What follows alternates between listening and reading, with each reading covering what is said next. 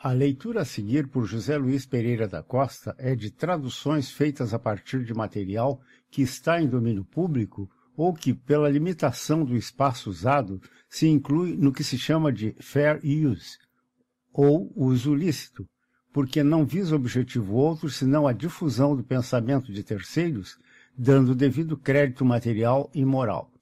Este material visa pessoas e instituições de amparo a deficientes visuais que poderão usá-lo livremente, inclusive fazendo cópias. Não poderá, todavia, ser comercializado em nenhuma forma. Esta nota inicial, que constará dos capítulos, não pode ser omitida quando de eventuais cópias. Por que eu voltei? Arna Bontam. Arna Bontam, autor de livros onde se incluem Poesia Negra Americana, História do Negro e 100 anos da Liberdade do Negro, explica por que um dia decidiu-se por ir morar no Sul. As lembranças de seu pai, seu tio Buddy, os julgamentos de Scottsboro e as primeiras manifestações de atividade ou atuação tipo Jim Crow asseguraram uma perspectiva atualizada da atual luta dos negros. A última vez que visitei a Louisiana, a casa em que nasci mostrava-se recentemente pintada. Para minha surpresa, ela era até atrativa. Os atuais moradores, fiquei sabendo, eram um ministro negro e sua família. Por que eu esperava que o local estivesse em ruínas e que a vizinhança decadente, não está claro. Mas, de alguma forma, em meu subconsciente, a noção de uma rápida deterioração era inevitável, em locais onde os negros foram assentados e facultados viver. Mais ainda, familiarizado como sou com os aspectos mais obscuros do sistema Jim Crow, a presunção não me abate. Eu posso rejeitar maliciosas inferências. Buscando o local de meu nascimento, todavia, passados tantos anos, sinto que devo desculpas, mas em outros aspectos. Não tive uma infância problemática, comumente uma característica dos escritores negros americanos. Meus pais e avós comiam, vestiam-se bem e moravam confortavelmente, o que não apaga em minhas mais afastadas memórias a lembrança de que a esquina das ruas Ninth e Wynn, em Alexandria, mostravam ambas esburacadas e mal traçadas. Na Wynn havia um valo abjeto onde a água permanecia por semanas parada. Posso ainda recordar do louco George, o idiota da cidade, perseguindo um bando de gansos, empunhando uma vara, ordenando-os enquanto escarafujavam no lodo. Tão fascinado me encontrava que não ouvia minha avó chamando-me da porta da cozinha. Só quando sua mão tocou meu ombro é que acordei daquele meu sonho diurno e disse algo que a fez rir. A senhora me chamou de Arna, eu protestei, quando ela insistia em saber por que não a havia atendido. Meu nome é George, mas tornei-me Arna para o resto de meus dias.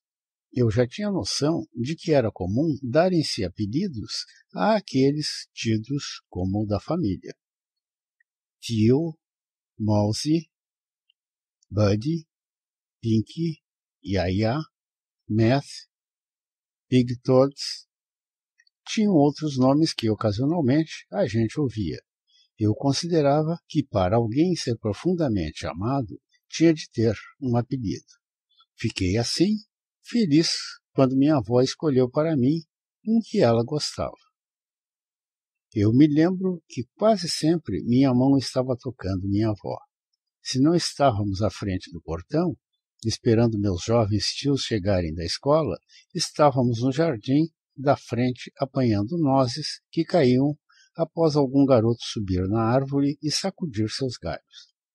Se não estivéssemos decorando o jardim dos fundos com cascas de ovos, estávamos dirigindo nosso carro pela ponte em direção a Pineville, do outro lado de Red River. Este idílio chegou a um fim melancólico a um tempo quando tudo parecia perfeito. Uma tarde, minha mãe e suas irmãs saíram da sala de costura, ainda com linha, carretéis e agulhas nas mãos, a fim de abastecerem-se de nozes. Logo a seguir, parecia, estávamos, minha mãe, irmãs e eu, além de uma jovem chamada Suzy, todos na estação ferroviária, embarcando num trem para a Califórnia. A razão disso, fiquei sabendo, era meu pai. Quando ele não estava envolvido com tijolos e pedras, outras coisas ocupavam seu tempo. Ele pertencia a uma família de construtores. O seu irmão mais velho havia casado com uma pessoa da família Meyoyer de Cane River, descendentes de negros livres que haviam sido os construtores da famosa Casa Grande da fazenda Melrose. Outro irmão, mais velho do que meu pai, foi para Nova Orleans, onde uma de suas filhas casara-se com um destacado músico de jazz. Meu pai era também um músico, portanto, quando não estava trabalhando longe, estaria soprando sua corneta sob a batuta de Claiborne Williams, cuja paixão pela música de banda despertou o impulso que operou seu caminho rio acima e ajudou o progresso rápido da música popular norte-americana. Meu pai era um desses negros pretos de cabelo bom, o que significava quase liso. Isso não causava espécie entre o pessoal do Avoyelles Parish, onde esse tipo não era raro, e do qual se esperava algum sotaque de francês corrompido. Mais tarde, na Califórnia, pessoas que haviam viajado para o Oriente indagavam se ele não era do Ceilão, ou de outra parte também exótica. Em Alexandria, essa sua aparência, bons ternos e empáfia constituíam-se em desvantagem no início deste século. Certa noite, caminhando pela rua Lee, dois brancos saíram de um bar e bloquearam seu caminho. Um deles cochichou: "Vamos tirar esse negrão do caminho." Meu pai era bravo e teria, em outra oportunidade, agido de outra forma. Porém, desta feita, calmamente, afastou-se, deixando-lhes a calçada inteira para passarem. A decisão que tomou no seu caminho para casa mudou tudo para todos nós.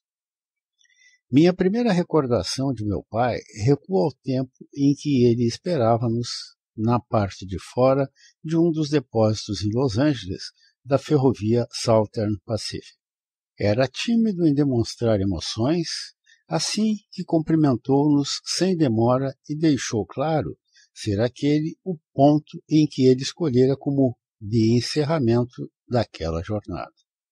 Tínhamos bilhetes até São Francisco e, assim, estávamos preparados para seguir adiante.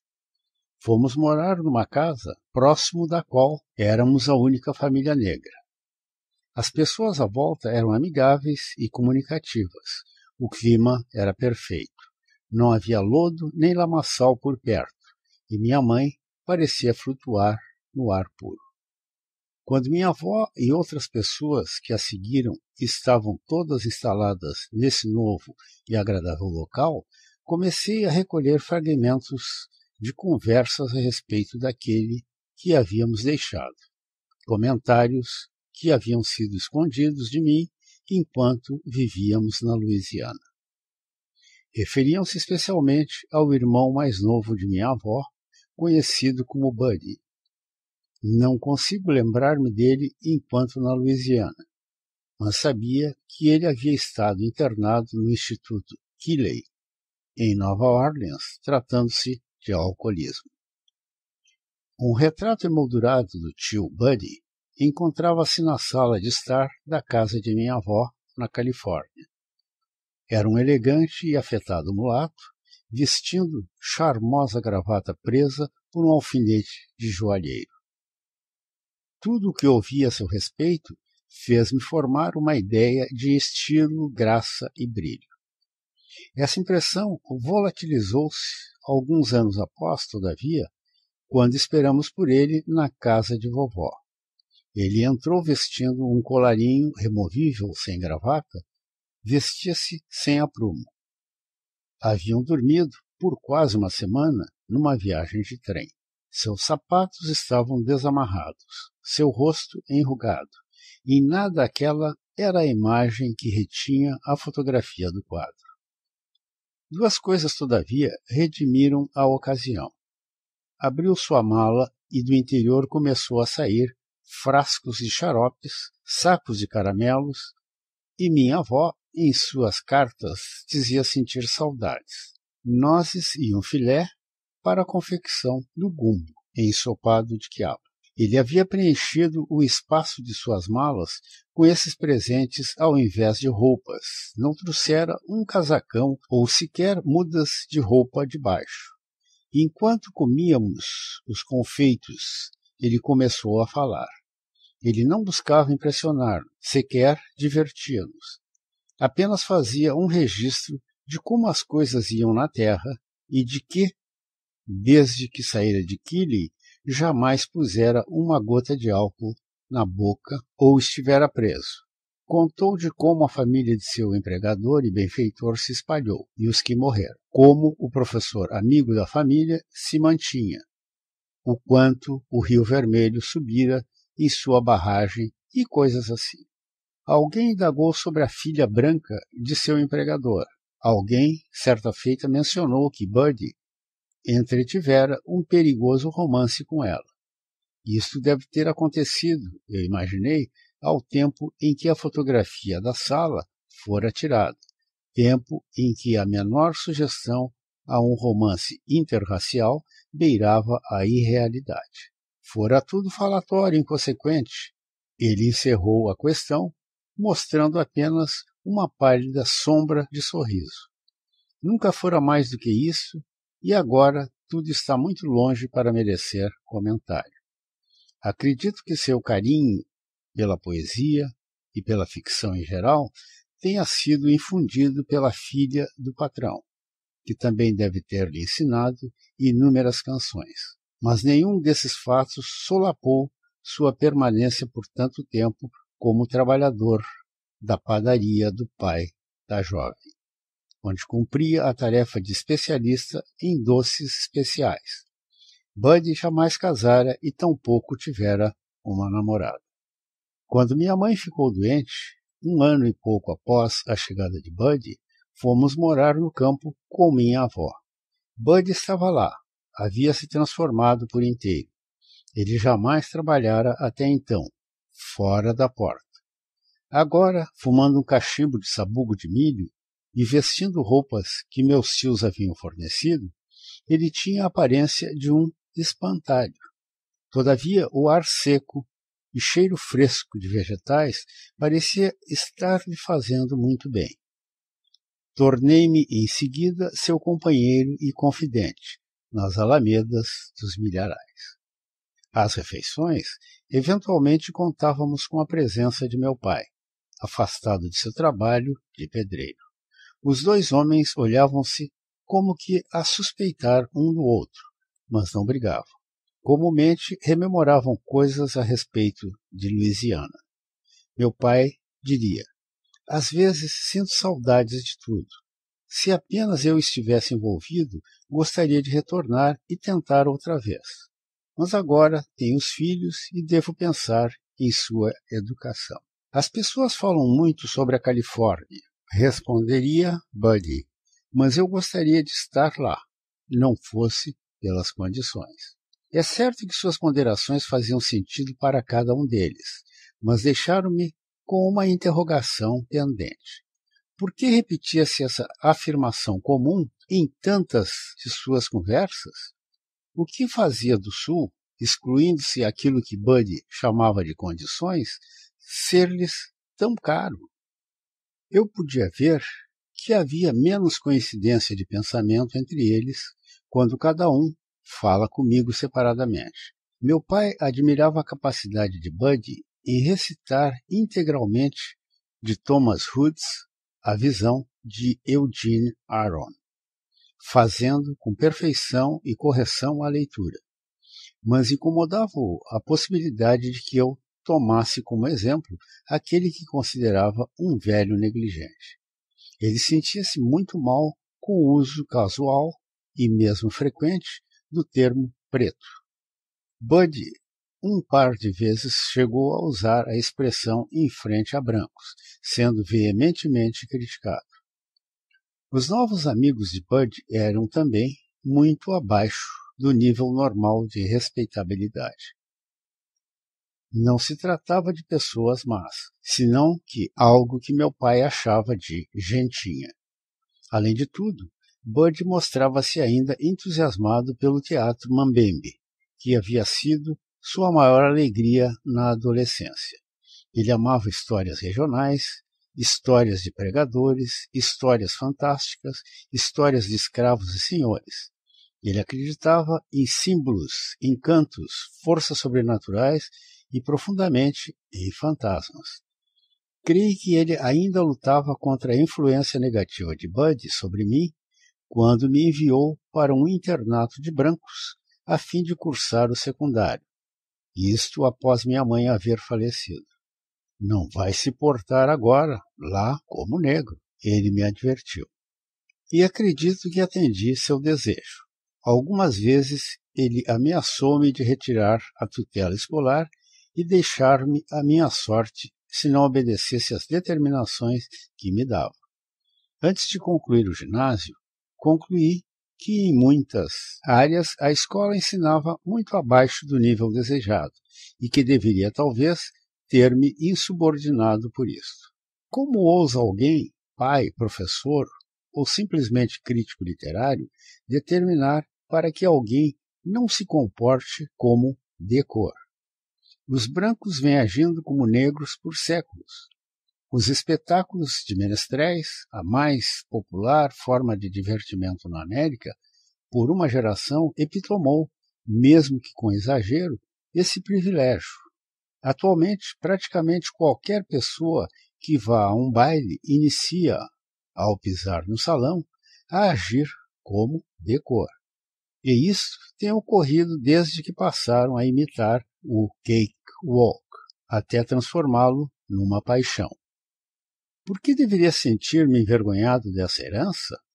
Na música popular e nos hinos religiosos há um fervor, um estilo inconfundível e sua origem é claramente identificável. No campo esportivo, Willie Mays pode ser identificado pela maneira como agarra a bola, mesmo com seu rosto não visível. Deve a maneira como alguns negros caminham ser alterada? Não é raro saber-se que o cozinheiro de um restaurante é negro, sem ir-se na cozinha. Que tal? Em suas atitudes antagônicas, concernentes às nossas raízes, meu pai e meu tio-avô alertaram-me para o conflito latente que todo negro educado, e mesmo os não educados, às vezes tem de tomar partido. Mesmo implicitamente, um grupo tende a abraçar e envolver-se com toda a riqueza da herança popular. Seus oponentes defendem uma ruptura inequívoca com o passado e tudo o que este representa. Não tivesse eu visitado nos fins de semana a nossa casa e assim me mantivesse em contato com os negros, teria concluído o ginásio, ficaria com a impressão de que, além de Paul Laurence Dunbar, nenhum outro negro havia jamais escrito um poema. Sairia pensando que a história do negro poderia ser contada em 2 parágrafos. A descrição do povo selvagem da África e um conto, igualmente sumário, da escravidão na história dos Estados Unidos da América. Então, o que fará alguém depois de concluir que ocultar sua negrice não apenas é impossível, senão que também impensável? Primeiro, talvez como eu, ele iria para Nova York nos anos 20. Encontraria jovens escritores negros e intelectuais que estariam, da mesma forma, buscando notáveis poemas como Harlem Dancer, de Claude McKay, e Song of the Sun, de Jean Toomer, e começasse a escrever suas coisas dentro desse caminho. Meu primeiro livro foi publicado logo após a Depressão. Bud fazia parte conspicuamente dele, e mandei-lhe uma cópia que acredito tenha lido. De qualquer maneira, ele usou da oportunidade para fazer uma celebração. Retornando certa feita de um encontro com seus desleixados amigos, caminhando vacilantemente pela estrada, foi atropelado e morto por um automóvel. Ele tinha 67 anos, acredito. Alfred Harcourt, senhor, era o meu editor. Quando ele me convidou para comparecer em seu escritório, achei que ele deveria ser o meu editor. Falou que estava de volta ao emprego, editorando, por causa dos tempos difíceis ainda. Em seguida entendi o que queria dizer. O negócio editorial se apresentava tão ruim quanto os demais, e os jovens e talentosos que encontrei no Harlem buscavam abrigo no primeiro arbusto disponível. Encontrei um no Alabama. Este era o tempo bom e ruim para refugiar-se naquele estado. Bom porque o ar do verão estava tão impregnado com o olor das madressilvas que quase adormecia os sentidos à noite. Voltei outras vezes, mas jamais a um tempo em que o verde das árvores, do campo, ou mesmo dos pantanais, fosse tão luxuriante. Embora que fosse mais difícil encontrar um emprego aqui do que em Nova York, não havia sinais evidentes de fome. As jovens negras trabalhavam de domésticas não por salários, senão que pelo direito de levar para casa as sobras. Os jovens e os adultos voltaram a descobrir os bosques e os banhadais, tão íntimos de seus avós, mas dos quais mesmo seus pais ainda falavam elogiosamente. Os animais ainda abundavam. Eram selvagens, numerosos, como ninguém havia sonhado. Alguns pequenos, outros comestíveis, tantos enormes. Fiz amizade com muitos deles e mesmo cheguei a acampar em suas barracas de lona e surpreendi-me com a capacidade que tinham de caçar tanto animal. Sem usar qualquer tipo de pólvora, que em verdade não possuíam. Quando um gambá era encurralado pelos cães, um menino corria em sua direção e sacudia o galho até que caísse. Após isto, os adultos terminavam com o trabalho usando bastões. Redes e armadilhas eram usadas para peixes e aves. Coelhos de cauda de algodão eram induzidos a um sítio onde os meninos de pés descalços os apanhavam. Esse meio de vida tanto os divertia quanto agradava seu paladar. Afastava da mesma forma suas mentes dos tempos difíceis, de forma que estavam preparados para a religião, indo à igreja no domingo. Também aí eu os segui, conseguindo em pouco tempo entender por que se sentiam tão felizes ali. O pregador fez rememorar The Creation e Go Down Death, de James Weldon Johnson. O longo cantar de hinos também foi do outro mundo. O diálogo gritado era de extasiar. Numa igreja primitiva batista, de lava-pés, assisti o banco andante pela primeira vez, o que me deixou sem fôlego. A jovem que se ergueu do assento deslocou-se flutuando. Da frente até os fundos da igreja, com seus pés molhados levemente tocando o encosto dos bancos, seus olhos para o céu. Não me teriam impressionado mais, mesmo se ela houvesse caminhado sobre as águas. Os congregados abanavam e gritavam, embalavam a igreja com seu cantar, aceitando o evento como milagre. Também era o pior tempo para estar-se no norte do Alabama. Era o ano de 1931, dos 9 jovens de Scottsboro e seu julgamento na vizinha Decatur. Ao invés de caçar marsupiais à noite e nadar em córregos de dia, esse grupo de jovens desempregados nada fazia a mais do que pegar carona em vagões vazios. Quando se deram conta de que viajavam na mesma condição que eles, 2 mulheres brancas, deram-se conta de que estavam em sérios apuros. A acusação contra eles foi a de estupro, e o procedimento usual no Alabama, para a mais remota suspeita, quando um negro era indiciado, era a presunção de culpa, a pena, morte. Para aliviar as tensões, esperávamos. Fomos para Atenas, certa noite, para ouvir um programa de música com performance de jovens negros, alunos dos colégios da área. Então, um visitante chegou de Decatur e, durante um intervalo, relatou o desdobramento daquele dia na corte. Uma das mulheres envolvidas testemunhou sobre si mesma, o que removia o ônus que pesava sobre os jovens. Isso serviu apenas de motivo para irar a multidão que envolvia o foro. O zunzum que chegava a Atenas deixava entender que enraivecidos marchavam pela rodovia, alguns escondidos, desejosos de extravasar seu ódio. Após o concerto, alguém sugeriu que deixássemos o local todos juntos, colocando os carros o mais próximo uns dos outros, preparados para um socorrer o outro se viesse a deparar-se com um dos desordeiros. Concordamos de imediato. Embora a viagem para casa ocorresse sem novidades, a tensão se manteve. Comecei a ponderar na decisão tomada por meu pai, em Alexandria, quando ele deu passagem aos rufiões que o ameaçavam.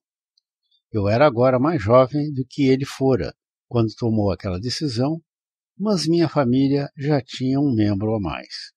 Ainda eu havia me exposto a influências nortistas e sulistas. Minha educação era diferente, e o que lia nos jornais diferia grandemente do que ele poderia ter um dia encontrado no Town Talk de Alexandria, na primeira década deste século.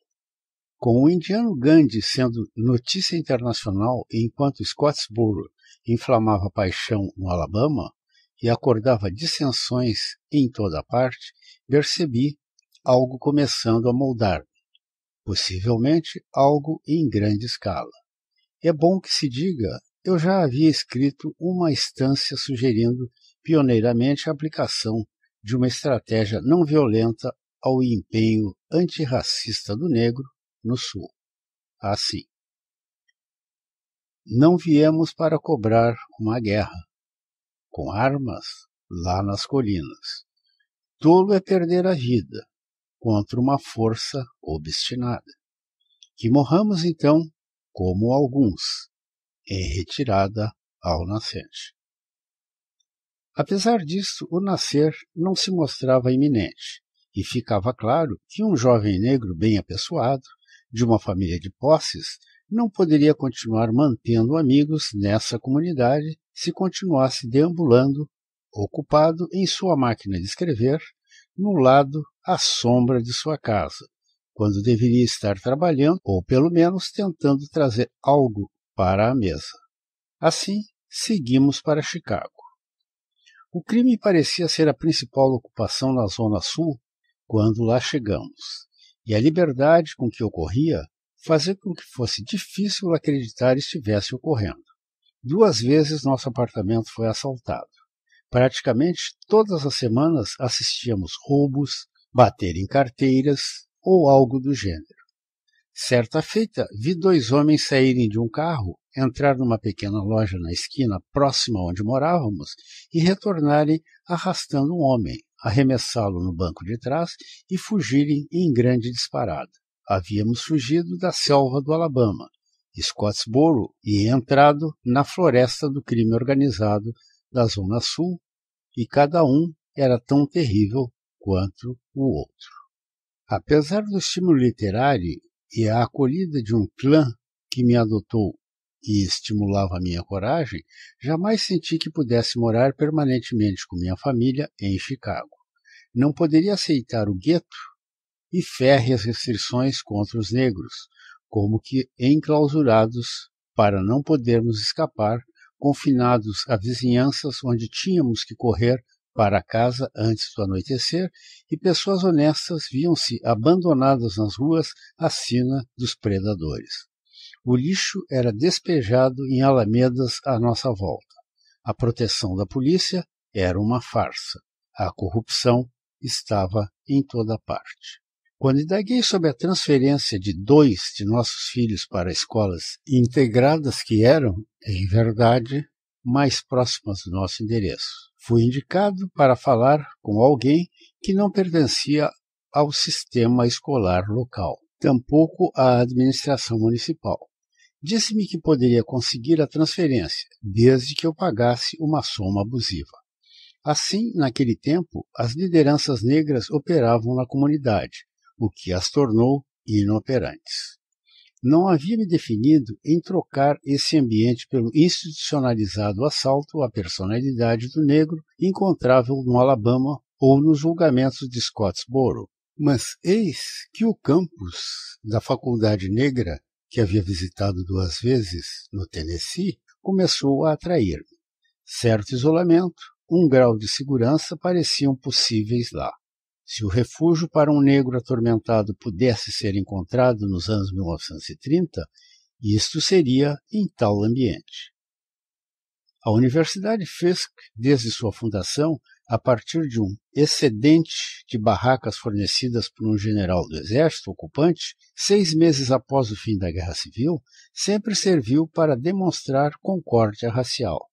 A integração se deu quase imediatamente com os filhos dos professores brancos, até que o Estado forçou com leis raciais a separação.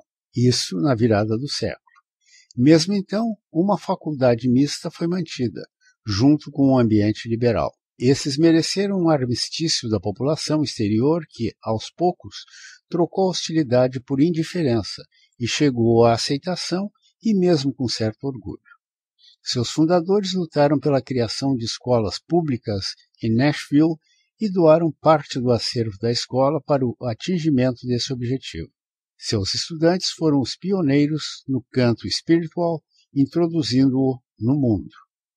A escola forneceu as bases para um diálogo continuado entre professores, varando barreiras, e trouxe para a cidade, antes de 1943, um pioneiro instituto de relações raciais e um programa de estudos africanos, ambos pioneiros na região.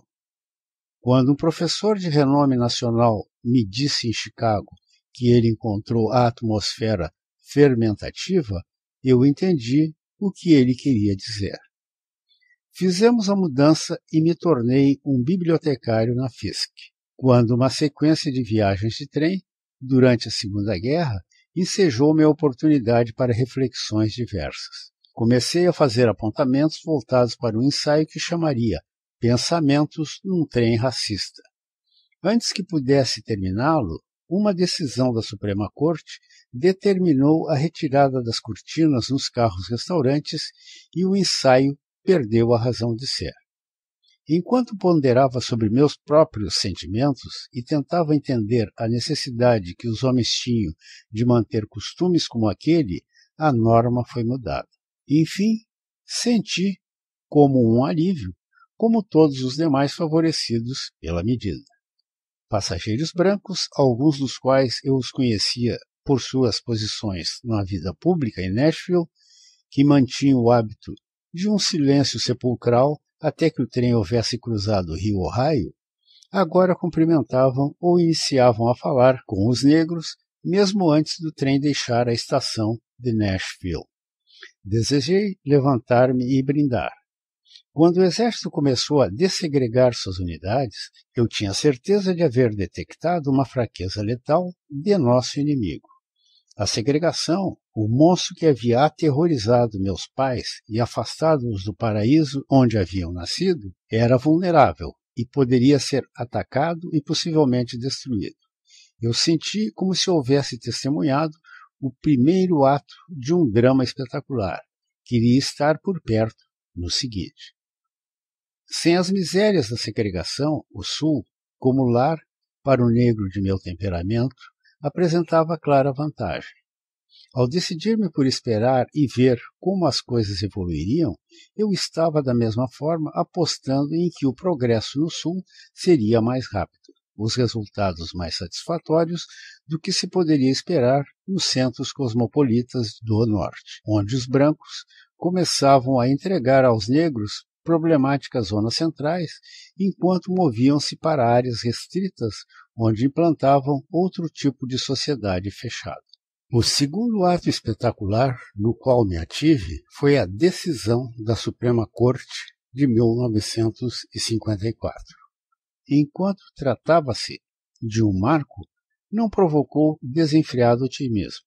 Eu tinha certeza de que a corrente agora correria noutra direção, mas não ocorreu antes do movimento de liberdade começar a expressar-se, quando eu me senti confidente outra vez. Estávamos no centro dos eventos, em Nashville. Nosso pequeno mundo começou a agitar-se com a força de uma ressurreição.